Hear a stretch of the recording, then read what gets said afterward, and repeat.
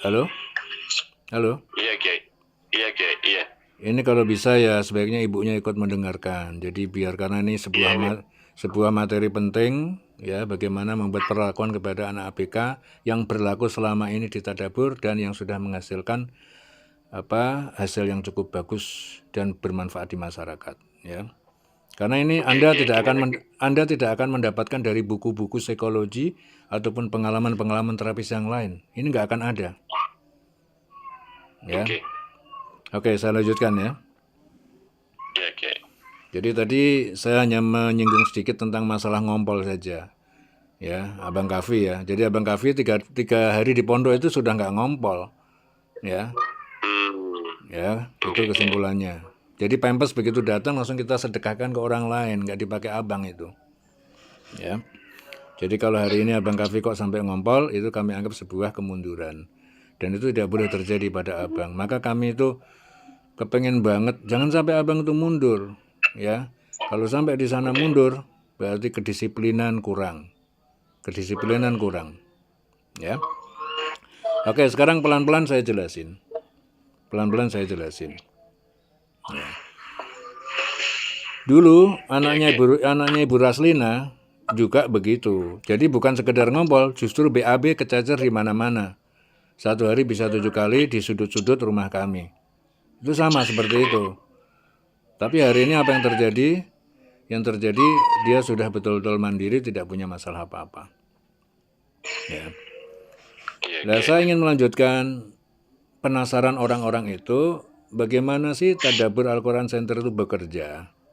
Tadi udah saya singgung bahwa kalau ditanya, ya, Tadabbur Al-Quran Center itu sebenarnya tidak melakukan apa-apa terhadap anak berkebutuhan khusus. Apalagi kiainya, itu tidak melakukan apa-apa, tidak punya apa-apa, tidak punya ilmu apa-apa. Yang dilakukan hanya sekedar menemanin Abang Kafi supaya dia tidur dengan baik, menemanin Abang Kafi supaya dia kalau mau BAB, kalau mau buang air kecil, diajak ke kamar mandi dengan penuh ketulusan, penuh keikhlasan, penuh kasih sayang. Ya, nanti menemani Abang Kafi sebelum sholat, setelah sholat, 24 jam dengan agenda-agenda yang sudah kita tentukan. Ya, nah, dengan penuh Iya, Kiai. keikhlasan itulah akhirnya Allah menurunkan keridoannya. Diberikan oleh Allah satu kekuatan untuk melakukan untuk adanya perubahan-perubahan. Ya, jelas sampai di sini ya. Oke, Kiai. Oke.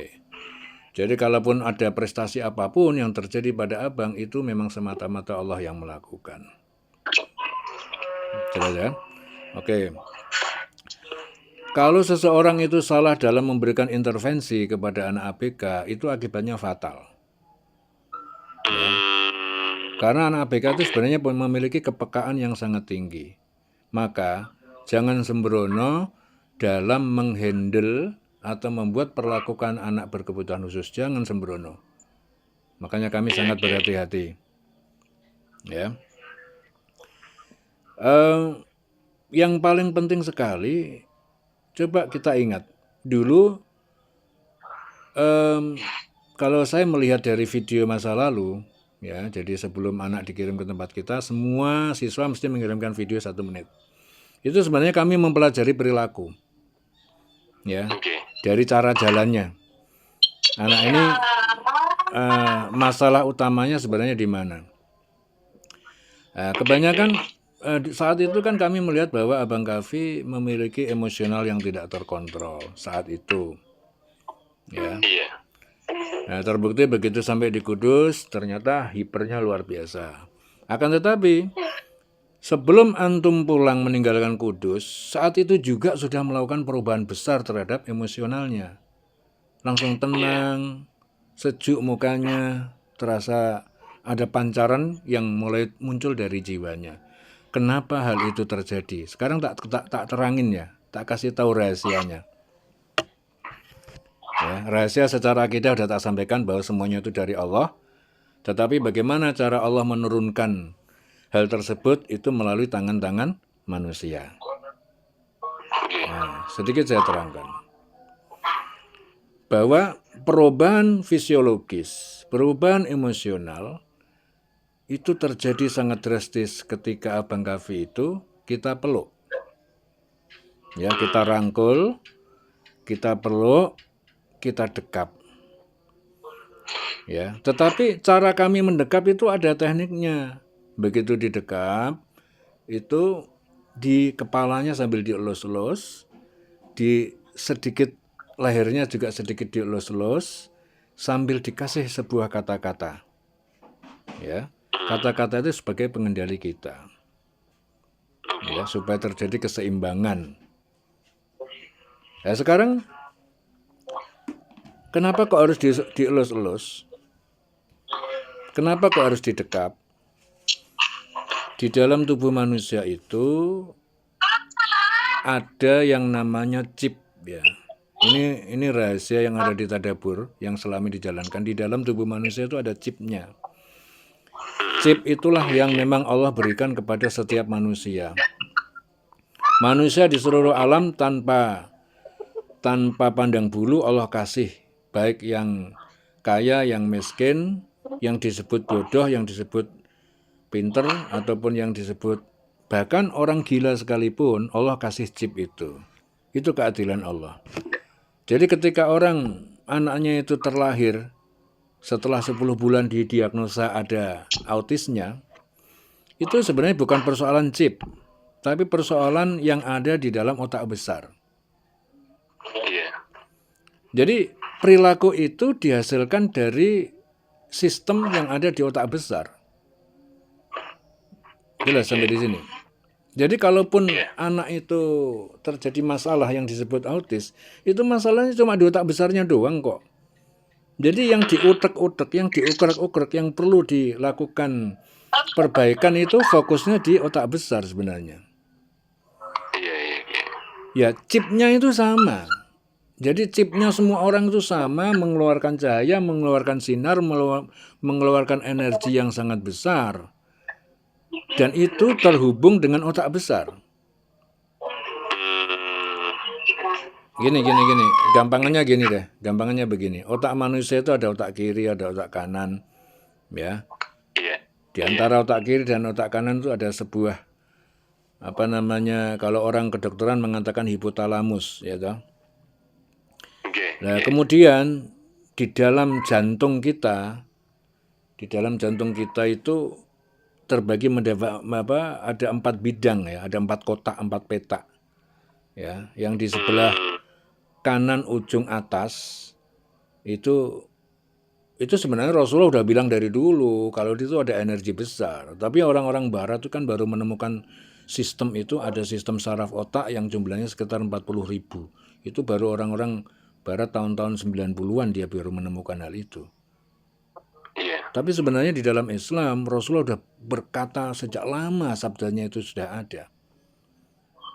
Nah, itulah yang kami sebut sebagai chip, dan chip itulah yang mengeluarkan sinar kebaikan setiap saat, dan sinar itulah yang apabila menjadi pengendali otak besar manusia, maka manusia itu akan menjadi baik semua perilakunya. Ya. Menjadi baik semua perilakunya itu yang namanya baik kok.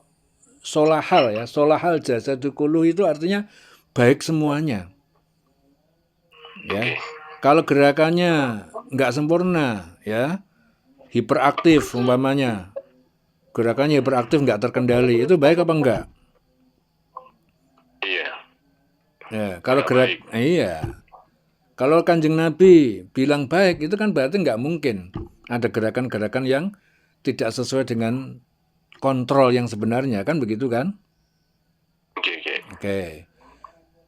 Akhirnya bagaimana perilaku manusia itu tidak sesuai, kok bisa menjadi tidak sesuai dengan yang diinginkan? Itu karena sistem kontrol. Ya. Yang dari dalam jantung itu sudah mengeluarkan kebaikan-kebaikan yang seharusnya itu bisa ditangkap oleh otak besar.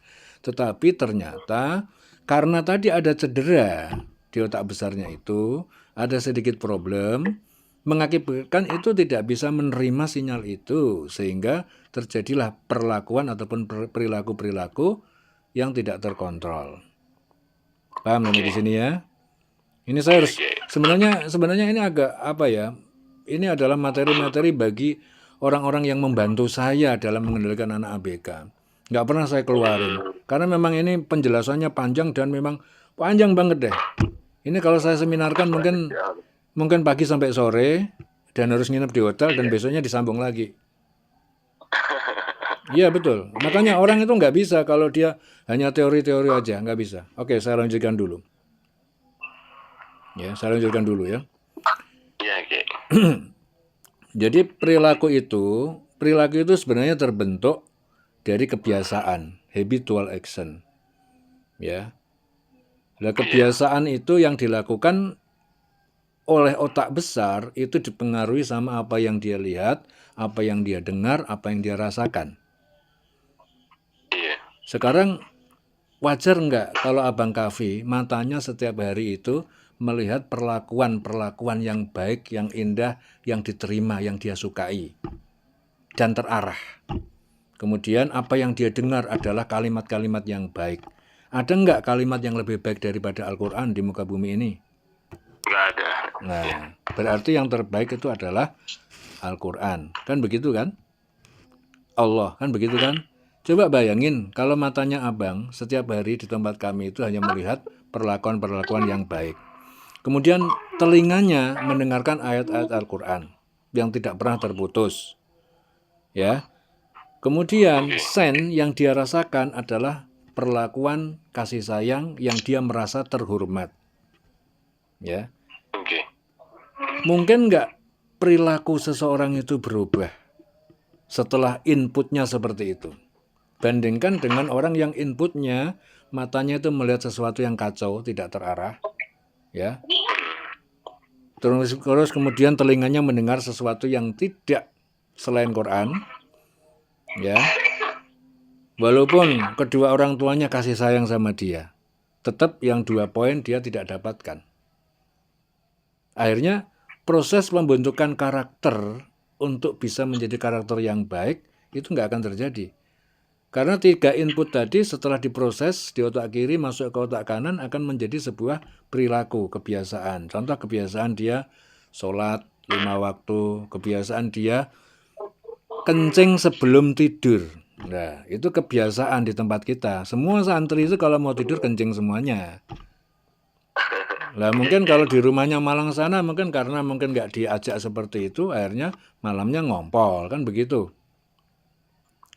Itu mungkin itu kan hanya praduga saya, mudah-mudahan nggak bener kan. Nah mungkin seperti itu. Nah kalau terjadi hal itu berarti yang salah abangnya atau yang murabinya. Ya, itu berarti murabinya, berarti dia sudah tidak menjalankan rutinitas yang biasa dilakukan di pondok. Kan begitu? Oke, saya lanjutkan lagi. Karakter itu setelah menjadi karakter, maka terbentuklah hubungan antara otak besar dengan tadi yang disebut chip yang berada di jantung. Jantung mengeluarkan sinyal-sinyal kebaikan. Makanya kalau orang itu sedang hiperaktif, ya, orang yang hiper itu jantungnya masih debarannya kan tinggi banget ya, berdebar-debar, duk, pasti itu. Ya, kenapa jantungnya itu kok berdebar ketika anak itu terjadi hiperperlakuan-perlakuan yang di luar kontrol otak dia?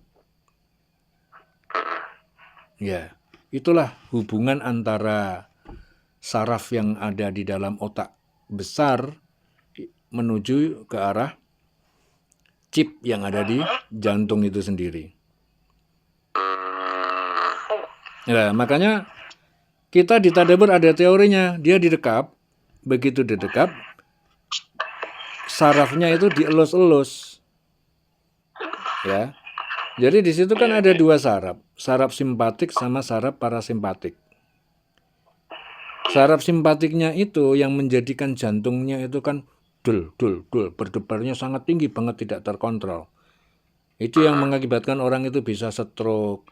Ya, kalau pecah pembuluh darahnya karena tekanan jantung yang sangat besar, itu bisa mengakibatkan stroke juga, pecah pembuluh darah. Nah, maka kita melakukan pengontrolan, penyeimbangan melalui saraf parasimpatik. dengan cara dipeluk, dengan cara jalur yang menuju ke saraf jantung, yang menuju ke jalur ke jantung, itu dielus-elus. Dielus-elus itu mengakibatkan ngerem gitu. Jadi Allah itu betul-betul indah dalam menciptakan tubuh manusia. Jadi ketika jantung itu terlalu cepat banget denyutannya, itu ada sistem saraf yang bisa mengontrol sehingga jantung itu menjadi reda, kalem. Jelas ya? Di antara teori kita adalah dipeluk sama dilus-lus di leher bagian atas. Jelas ya? Dengan begitu dia tenang. Nah, dengan dia tenang, perlakuannya enggak hiperaktif, enggak mencak-mencak. Paham? Oke. Nah, bukan selesai di situ saja. Masih ada lagi rahasia lain yang orang masih belum tak kasih tahu. Apa rahasia yang lain? Bahwa tubuh manusia itu sebenarnya kan mengeluarkan gelombang elektromagnetis, mengeluarkan getaran ya. Tubuh manusia itu mengeluarkan getaran. Maka jika Anda duduk di depan seorang ulama yang soleh, yang ahli zikir, yang hatinya, pikirannya selalu ke Allah, yang tidak punya iri, dengki, hasut, prasangka buruk kepada siapapun, bersih, berkilau hatinya, Anda duduk di depannya, pasti Anda merasakan sesuatu ketenangan. Ya. Oke. Hal itu terjadi karena apa? Karena getaran medan elektromagnetis yang memancarkan dari seorang ulama tersebut kepada orang-orang yang di sekitarnya. Jelas sampai di sini. Orang pikirannya ruwet, datang ke seorang ulama yang soleh, yang hatinya selalu menggantungkan diri sama Allah, pasti tenang. Jelas sampai di sini? Nah, saya tidak menjelaskan masalah ini lebih jauh, saya hanya ingin menyampaikan bahwa ketika Abang Kafi itu dipeluk, kemudian getaran kita itu memancarkan gelombang elektromagnetis kepada Abang Kafi, maka di samping tindakan yang pertama tadi, saraf parasimpatisnya dikasih aksi supaya bereaksi, membuat jantungnya itu lebih slow, getaran itu kita keluarkan dari tubuh kita, terhubung dengan Abang Kafi, sehingga getaran itu akan memancarkan tekanan-tekanan ataupun kendali-kendali sesuai dengan kebutuhan Abang agar supaya dia lebih tenang, lebih ayam, lebih tentram. Jelas sampai di sini. Nah, ini penjelasan tentang orang itu bisa ngecek dengan alat-alat yang sekarang itu sudah lama. Sejak tahun 2009 saya sudah pernah menggunakan alat yang namanya elektroencephalograph, EEG. Itu udah lama itu malah udah nggak kita pakai. Itu dulu waktu pertama kali saya seminar-seminarkan itu hanya untuk ngecek gelombang medan magnet yang ada dalam tubuh manusia. Bahkan dulu sistem saraf yang ada di otak saya pelajarin semua. Ya, tapi intinya adalah ini hanya jalur manusia berbuat karena Allah memberikan jalur untuk membuat pertemuan orang itu melakukan perubahan melalui jalur-jalur tersebut. Jelas sampai di sini ya? Ya. Jadi ketika gelombang kita pancarkan ke Abang, kemudian sarafnya juga kita kasih aksi supaya bereaksi memberikan pengaruh-pengaruh, jawabnya sama dengan pasti Abang berubah. Pasti. Karena yang membuat pasti kan bukan saya, bukan tadabbur. Karena Allah bilangnya begitu, sama dengan kan, itu sama dengan.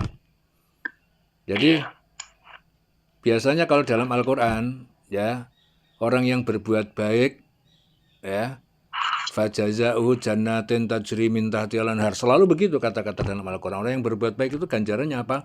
Surga yang di dalamnya, di bawahnya mengalir sungai. Kan begitu. Selalu paketannya begitu. Jannatin biasanya langsung tajri min tahtihal anhar. Selalu nyambungnya ke situ. Itu sama dengan itu. Allah sudah menetapkan suatu hukum alam semesta ini. Kalau orang berbuat baik pasti dapat kebaikan. Orang maksiat berbuat jelek pasti kejeduk sendiri kepalanya itu dengan keperangkap dengan kemaksiatannya sendiri. Al-Quran juga sudah menjelaskan juga. Coba perhatikan tuh. Kaumnya Nabi Isa. Ya, kaumnya Nabi Isa itu dilaknat oleh Allah menjadi apa? Menjadi babi. Itu kenapa? Karena udah keterlaluan keburukannya, keterlaluan kejahatannya. Ya. Terus kaumnya Nabi Daud dilaknat jadi kera Bani Israel. Ya kan? Itu kenapa? Karena itu adalah sebuah hukuman akibat yang dia artinya itu sama dengan. Saya hanya ingin menjelaskan sama dengan. Ya, kalau dalam bahasa pemrograman di komputer itu namanya if then. Jika Anda begini, jadinya begini, gitu ya. Iya. If then. Jika Anda begini, jadinya begini. Anda begini, jadinya begini. Kan begitu. Nah, itu namanya hukum-hukum kepastian ya. Oke. Ini diantara bagaimana Tadabbur Al-Quran Center bekerja membuat perlakuan kepada anak-anak berkebutuhan khusus. Makanya ketika anak itu melakukan perubahan besar, bisa perilakunya berubah menjadi baik, kemudian bisa dapat bonus Allah jadi hafal Quran. Bahkan orang yang tidak bisa bicara pun bisa bicara di Tadabbur. Itu karena kekuatan Allah, kekuatan ilahiyah. Bukan kekuatan intelektual saya itu hanya manusia apa. Saya itu cuma mendampingi doang. Ya, seperti di awal tadi saya udah katakan, saya itu cuma mendampingin doang. Ya. Jadi bukan karena kami berilmu, enggak, mendampingin doang. Halo? Iya, Kiai. Iya. Oke. Jadi kira-kira gambarannya sudah paham ya? Iya, insya Allah jelas, Kiai. Masya Allah. Oke, jadi kesimpulannya di Tadabbur itu nggak dipakai ya, nggak dipakai lagi yang namanya ilmu-ilmu dalam buku-bukunya orang-orang. Ya, itu semua ilmu yang sudah saya dalami udah lama banget. Bahkan Neuro-linguistic programming yang saya juga sudah sampai master di awal-awal Indonesia itu ada pelatihan yang namanya NLP. Yaitu saya termasuk, saya itu lulusan pertama, 19 orang lulusan pertama se-Indonesia yang saat itu belum pernah ada. Ya. Dan saya memberi seminar-seminar itu udah lama itu. Artinya ilmu-ilmu yang kayak gitu saja, yang saya katakan itu lebih baik daripada psikologi yang ada, itu pun jauh di bawah Al-Quran. Ya. Jadi yang terjadi di Tadabbur itu sebenarnya adalah ilmu Al-Quran murni dalam membuat perlakuan kepada umat manusia, khususnya anak-anak yang berkebutuhan khusus yang bergabung sama kita. Kemudian setelah berjalannya waktu, ternyata Al-Quran itu menghubungkan jalur-jalurnya tentang perilaku itu, ada yang masuk dalam kategori Neuro-linguistic programming, ada yang masuk dalam kategori ilmu fisika, seperti tadi getaran dan medan elektromagnetis. Itu sebenarnya kan kategori fisika. Ada yang masuk dalam kategori biologi, fungsi organ jantung itu apa. Ya. Jadi dari sisi biologinya masuk di Tadabbur, dari sisi fisikanya masuk ke Tadabbur, dari sisi psikologi modernnya yaitu NLP masuk juga di Tadabbur, itu semua hanya rangkaian-rangkaian yang di bawah cabang-cabang terkecil dari Al-Quranul Karim. Ya. Oke. Jadi intinya bagaimana Anda bisa mengeluarkan getaran. Sekarang gini, begitu anak ABK itu didekap sama kita, dia langsung berubah sekian persen. Tetapi begitu anak ABK itu didekap sama ibunya sendiri, nggak berubah. Kenapa itu bisa terjadi? Karena nilai pendekapannya itu berbeda. Jadi jika Anda ingin memberikan sinar kepada orang di sekitar Anda harus jadi pelitanya kan? Anda harus jadi senternya kan? Bagaimana Anda ingin memberikan sinar di sekitar Anda sendiri redup sinarnya. Bisa nggak kira-kira? Jangankan Anda memberi sinar, Anda sendiri kekurangan sinar, bagaimana Anda akan menyinari sekeliling Anda? Jadi jika Anda ingin memberikan getaran gelombang kepada siapa yang Anda tuju di depan Anda, maka Anda sendiri harus memiliki gelombang yang jitu, gelombang yang hebat, gelombang yang bagus, gelombang yang bersih. Jelas? Ya kalau ilmunya Ari Ginazar itu mungkin dia memiliki semacam God spot ya. Macam begitu ya. Itu hanya istilah-istilah aja lah kalau bagi saya. Istilah Ginazar, Ari Ginazar itu SQ ya Godspot. Ya kan? Tapi kalau istilahnya tadabur itu chip gitu aja deh. Tadabur punya istilah sendiri, chip namanya itu. Ya. Jadi kalau kita itu memberikan menjadikan gelombang kita itu supaya bermutu, maka chip kita itu harus kita uri-uri. Yang membuat sinar yang ada dalam chip kita itu tidak terhubung dengan otak besar kita, itu karena jalur dari chip kita menuju ke otak besar itu terhambat dengan kotoran-kotoran kita. Iri, dengki, hasud, takabur, ataupun kekotoran-kotoran maksiat-maksiat yang merasa ujub, terutama ujub ya. Ujub itu merasa pintar. Ya umpamanya antum pakar bidang bisnis, antum terlalu yakin bahwa dengan ilmu itu orang jadi kaya raya umpamanya. Itu jadinya Allahnya tidak nomor satu gitu loh. Makanya perlu disinkronkan sedikit biar Allahnya itu dinomorsatukan. Yang lain adalah hanya ikut-ikutan gitu loh. Itu umpamanya. Itu cuma umpamanya, saya kan nggak tahu pasti. Itu mengakibatkan jalur antara chip kita menuju ke otak besar kita jadi kotor. Nah, kekotoran itulah yang menjadikan redup sehingga tidak sampai kepada otak besar kita, tidak bisa merubah perilaku. Perilaku nggak akan bisa berubah karena terjadi kekotoran-kekotoran tadi yang menghambat. Karena dibutuhkan kejernihan untuk sampai cahaya ilahiyah tadi sampai kepada perilaku kita. Dibutuhkan kebersihan. Ya, Anda akan bisa menyinari orang lain melalui getaran gelombang elektromagnetis Anda jika Anda sendiri harus punya kekuatan yang bersih di dalam tubuh Anda yang memancarkan sinar yang bisa berpengaruh kepada orang yang Anda tuju. Seperti tadi saya kasih contoh, seorang ulama ahli zikir, jika Anda duduk di depannya, pasti Anda merasakan tenang. Itu contoh saja. Gitu ya. Nah, sekarang sebaliknya Anda duduk aja di depan orang yang suka maksiat. Duduk di depannya aja udah puyeng itu. Udah puyeng kepala kita itu. Nggak cocok, grek rasanya nggak nyaman. Ya. Nah sekarang, apa sih kekuatan yang membuat diri kita itu terbentuk bisa mengeluarkan sinar? Kita menggunakan kekuatan Tuhan. Hanya kalimat-kalimat Allah lah yang bisa membuat jiwa kita jadi kuat, bisa menata gelombang yang ada dalam tubuh kita dan bisa memancarkan getaran yang dasar dari dalam tubuh kita. Jadi apakah kamu tidak tahu wahai Muhammad? Alam taro kaifa daraballahu masalan. Apakah kamu tidak tahu Muhammad? Allah telah memberikan percontohan kalimatan thayyibatan, kalimat thayyibah, kasyajarotin, ya seperti pohon, ya, thayyibatin yang bagus, asluha sabit, ya, akarnya itu kokoh banget. Wa far'uha fis sama, dan cabang-cabangnya menjulang sampai ke langit. Apa itu? Kalimat thayyibah itu energi yang besar. Tadabbur itu senjatanya cuma menggunakan kalimat thayyibah itu untuk membentuk karakter diri sendiri supaya karakter kita berkualitas unggul, tingkat tinggi, kuat banget sehingga kita bisa menyinari santri-santri kita gitu ya. Nah, santrinya tuh bangun jam 2 malam, berarti kiainya harus bangun jam berapa? Masa sama-sama jam 2? Kan gitu ya. Kalau santrinya itu harus disuruh dzikir la ilaha illallah 1.000, masa kiainya 1.000?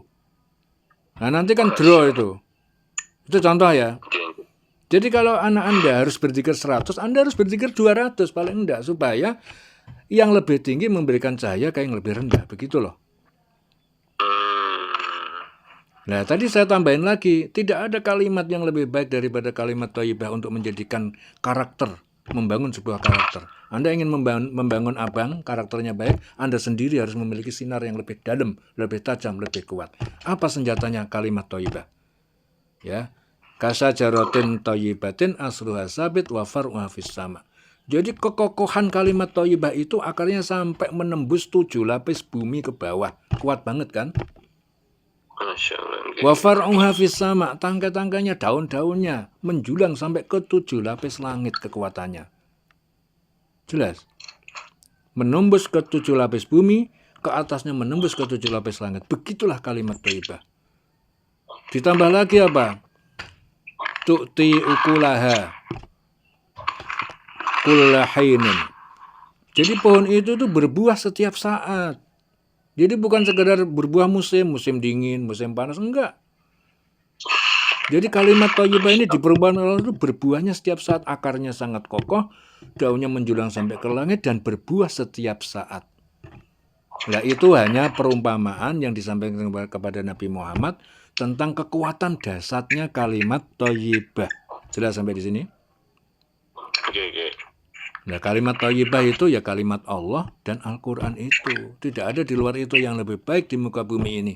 Dunia akhirat nggak ada yang lebih baik daripada itu.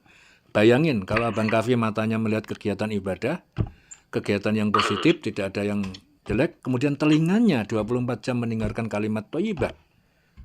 Dan guru-gurunya yang mendampingi Abang juga kalimat thayyibahnya selalu menggaung pada diri dia, sangat mungkin sekali apa tidak Abang melakukan perubahan-perubahan besar. Mungkin apa enggak kira-kira? Ya sangat mungkin berubah besar. Iya, maksudnya itu. Oke. Ya. Makanya jangan heran, ya, santri datang ke tadabbur dalam keadaan hiperaktif, sangat ABK, begitu 10 tahun dia pulang, jadi tidak ABK, jadi hafal Quran, dan hafalannya mungkin mengalahkan orang-orang yang lain. Assalamualaikum warahmatullahi wabarakatuh. Saya adalah ibu dari 5 orang anak, yang salah satu di antara mereka itu adalah anak berkebutuhan khusus. Dia adalah putra kedua saya yang bernama Hafiz Abdurrahman Rauf. Alhamdulillah, segala puji bagi Allah atas karunia yang begitu besar dari Allah Subhanahu wa Ta'ala, hingga anak saya yang dulunya itu divonis autis hiperaktif, alhamdulillah di bawah pengasuhan Ustadz Kiai Haji Mustafa Zaini Kudus di pesantren Tadabbur Al-Quran Kudus, Jawa Tengah, alhamdulillah anak kami itu menemui kesembuhannya. Bahkan anak kami sudah hafiz 30 juz dan sudah disimak oleh ulama Quran terkemuka, yaitu Kiai Haji Ulil Albab Arwani. Masya Allah, Allahu Akbar. Kalau saya kilas balik ke 7 tahun yang silam, ya, dimana Hafiz Abdurrahman Rauf atau yang biasa kami panggil dengan Hafiz itu seolah-olah punya dunia sendiri, ya, bukan seolah-olah, ya, memang kelihatan dia punya dunia sendiri yang tidak mau bergaul dengan teman sebayanya, kemudian komunikasinya juga seperti apa ya, waktu dia usia 3 tahun itu hanya bisa berkata sepatah dua patah, kemudian kalau menginginkan sesuatu itu menarik tangan kami, lalu kemudian menunjuk-nunjuk ke arah sesuatu yang dia inginkan untuk diambil, gitu. Tidak bisa berkomunikasi dua arah, kadang juga komunikasinya dengan membeo. Ya, jadi kalau kita bertanya, Hafiz makan apa? Dia juga balik bertanya, Hafiz makan apa? Seperti itu. Kemudian dia masih BAB di pantat, ya, dia belum bisa BAB di kamar mandi. Kami harus menutup pagar karena dia hiperaktif. Kami harus menutup pintu setiap hari, menutup jendelanya itu sampai kemudian diikat pakai tali, karena kalau tidak seperti itu dia pintar sekali membuka jendela lalu kemudian kabur lewat jendela. Makannya cuma nasi dan telur, itu tidak mau makan yang lainnya. Itu bahkan di awal-awal dia tidak punya rasa memiliki keluarga, tidak merasa bahwa dia punya orang tua, tidak merasa punya saudara. hingga kemudian Allah memberikan petunjuk kepada kami setelah berapa banyak usaha yang kemudian kami coba bawa terapi ke Makassar, mendatangkan dengan terapi bekam, terapi sengat lebah, kemudian mencoba banyak hal, ya ada perubahan tapi tidak terlalu signifikan. Lalu kemudian Allah memberikan titik terang, yang memberikan petunjuk kepada kami, informasi tentang keberadaan pondok Tadabbur Al-Quran di Kudus. Lalu kami bawa anak kami ke sana, dan Masya Allah, ya Masya Allah, mujizat bagi kami itu diberikan oleh Allah Subhanahu wa Ta'ala kepada keluarga kami. 2 minggu setelah Hafiz di sana di bawah penanganan Ustadz Mustafa beserta keluarga yang betul-betul ikhlas merawat anak kami, dianggap sebagai anak sendiri, dianggap sebagai keluarga sendiri. Itu 2 minggu, ya kalau saya nggak salah 2 minggu dapat kabar dari Ustadz bahwa alhamdulillah Hafiz itu sudah lulus toilet training. Itu suatu kesyukuran yang sangat besar setelah bertahun-tahun kami bersama tanpa ilmu sama sekali, ya mendidik anak kami itu alhamdulillah bersama dengan Ustadz, dan juga karunia dari Allah Subhanahu wa Ta'ala, akhirnya Hafiz sekarang ini bisa menjadi seorang hafiz Quran. Ya, semoga kemudian Allah membalas jasa-jasa Ustadz bersama dengan keluarga yang telah mendidik anak kami, dan semoga kemudian Ustadz senantiasa diberikan kesehatan bersama keluarga, diberikan kekuatan untuk senantiasa memberikan yang terbaik untuk anak-anak berkebutuhan khusus lainnya. Syukran, jazakallahu khair. Assalamualaikum warahmatullahi wabarakatuh. Coba ya Maryamu.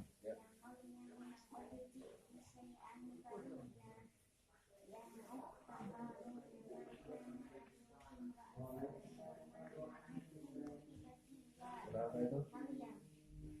Ayatnya bisa. Kalau ayatnya tidak. Suratnya. Oh iya. Lagi. Kalimat barokahnya. Lagi.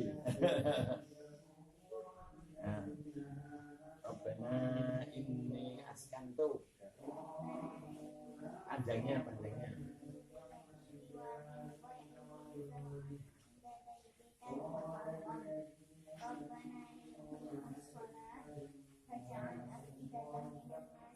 Bingung. Judulnya apa?